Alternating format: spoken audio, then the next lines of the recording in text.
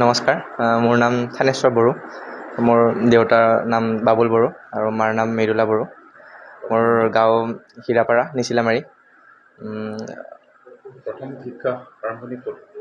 প্ৰথম শিক্ষাৰ আৰম্ভণি মোৰ শংকৰদেৱ জাতীয় বিদ্যালয় কুলসীপাৰ, তাৰ পৰা। তাতে মই ক্লাছ 5লৈকে পঢ়িলোঁ।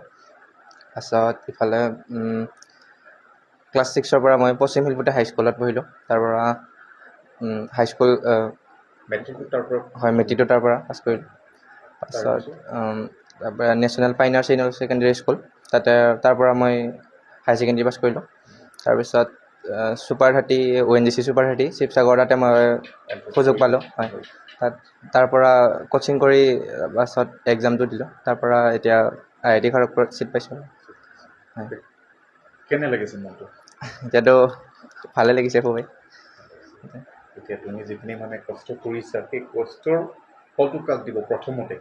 প্ৰথমেতো মই মা দেউতাক, তাৰপাছত গাঁৱৰ ৰাইজে বহুত হেল্প কৰিলে, ছাৰহঁতে সৰুৰে পৰা লগ পোৱা ছাৰ। এই যে IIT এটা নাম জনা এটা ইউনিভাৰ্চিটি বা স্কুল প্ৰতিষ্ঠানখনৰ নামটো ক'লে, ইয়াত গুৰিতে কোন আছে তোমাৰ জীৱনত? মই যে এনেকুৱা হ'ম, এনেকুৱা কিবা কৰিম, তেনেকুৱা কিবা আছিল নেকি? লক্ষ্য আছিল নেকি? লক্ষ্যটো ফাৰ্ষ্টত মই এইবিলাক ইমান গমেই পোৱা নাছিলোঁ। পাছত যেতিয়া মই পাইনিয়াৰত গ'লোঁ, তাৰ পৰা লগৰৰ পৰা অলপ শুনিলোঁ এই কথাটো। তাৰপাছত তেতিয়াৰ পৰা অলপ এইটো লাইনত যাম বুলি ভাবিলোঁ আৰু।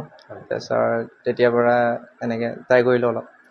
আজি সচৰাচৰ ছাত্ৰবিলাক তেনেকুৱা হৈছে, কিতাপবিলাক বাদ দি মোবাইলটো বেছিকৈ ইউজ কৰে। তুমিও তেনেকুৱা কৰিছিলা নেকি? মাজতে অলপ সেনেকুৱা হৈছিল। পাছত মা দেউতাই বহুত বুজোৱাৰ পাছত অলপ নিজকে কিবা কৰিছিলোঁ আৰু। এতিয়া মোবাইলটো বেয়া নে? সকলো বস্তুৰে এটা থাকে ভাল বেয়া গুণ, তো ইউজ কৰিব জানিলে ভাল হ'ব সেইটোৱে। বা কাইলৈ এটা দূৰ ঠাইলৈ গুচি যাবা, কেনে লাগিছে মনটো? মনটোতো ঘৰৰ অলপ এৰি যাবতো বেয়া লাগিছে, কিন্তু উপায়তো নাই। আৰু তাতে যাইতো নতুন নতুন অলপ ঠাই এক্সপ্ল'ৰ কৰিব পাম, অলপ সেইটো ভালো লাগিছে। পাছত আৰু নতুন বন্ধু পাম, সেইটো এইকেইটাৰ কাৰণে অলপ ভাল লাগিছে আৰু। এই যে ছুপাৰ 30 কোচিং কৰিছিলে, তাত কেনেকুৱা দিনবিলাক কেনেকুৱা আছিল? তাততো মেইন গোটেই 24 ঘণ্টাৰ ভিতৰত 8 ঘণ্টা 9 ঘণ্টামান বাকী শুৱাই লৈ ৰেষ্ট পাইছিলোঁ, বাকীটো গোটেই পঢ়িবই লাগিছিল। ৰাতিপুৱা কেইটাৰ পৰা আৰম্ভ? ৰাতিপুৱা 5:30 পৰা উঠি, এইফালে 5:30 পৰা উঠি অলপ নিজে ফ্ৰেছ হয়, তাৰপিছত পঢ়িব লাগে। তাৰ পৰা 8:30 ব্ৰেকফাষ্ট, তাৰপিছত আকৌ অলপ ৰেষ্ট লৈ আকৌ পঢ়িব লাগে। তাৰপিছত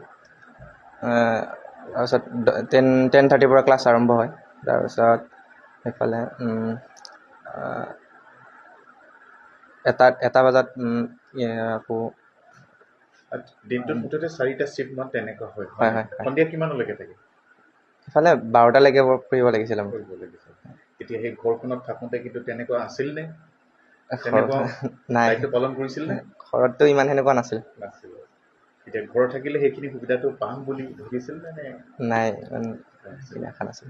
আনক কি ক'বা, যিহেতু তোমাৰ অনুযোগসকল আহি আছে, তেখেতসকলক কি আহ্বান জনাব? সেইটোৱে, নিজৰ কনচিষ্টেঞ্চিটো অলপ মেইনটেইন কৰিলে হৈ যাব সকলোৰে তো আপোনালোকে আশীৰ্বাদ কৰিব, যাতে ভৱিষ্যতে নিজৰ যি আশালৈ আগবাঢ়িছোঁ সেইটো যাতে সম্পূৰ্ণ কৰিব পাৰোঁ।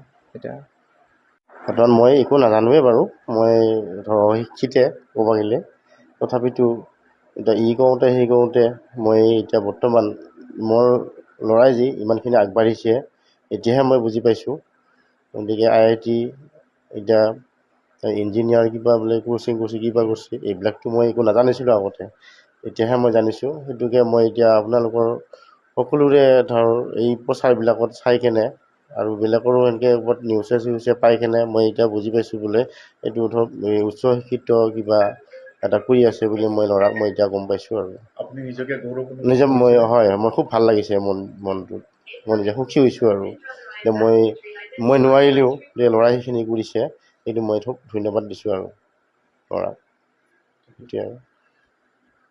মই আপোনালোকৰ চেনেলটোক ধন্যবাদ জ্ঞাপন কৰিছোঁ আৰু আজি আমাৰ ঘৰত যে আহিছা মই বহুত আনন্দিত হৈছোঁ আৰু মই বা ল'ৰাই বা কি পঢ়িছে ময়ো বিশেষ নাজানো তথাপিতো সকলোৰে গাঁৱৰ ৰাইজৰ সকলোৰে আশীৰ্বাদত ইমানখিনি পাইছে যায় তাৰ কাৰণে মই বহুত আনন্দিত হৈছোঁ আৰু যাতে পিছলৈ সকলোৱে আশীৰ্বাদ কৰিব যাতে ভাল হয় ভৱিষ্যত যাতে এই 4 বছৰটোৰ তাতে শিক্ষা লাভ কৰি যাতে ভালদৰে সুস্থ শৰীৰে উভতি আহিব পাৰে সকলোৱে যাতে আশীৰ্বাদ কৰে মই এইখিনিয়ে গৈছোঁ ক'বলগীয়া পোনপ্ৰথমে আপোনালোকৰ চেনেলক মই ধন্যবাদ জ্ঞাপন কৰিছোঁ আমাৰ গাঁৱৰ থানেশ্বৰ বড়োৰ যি নেকি সফলতা এই সফলতা দেখি আমি গাঁওবাসী হিচাপে আমি নথৈ আনন্দিত হৈছোঁ কাৰণ আমাৰ গাঁৱত আজিলৈকে তেনেকুৱাকৈ সফলতা আমি দেখিবলৈ পোৱা নাই আজি এয়ে আমাৰ গাঁৱৰ প্ৰথম সফলতা বুলি মই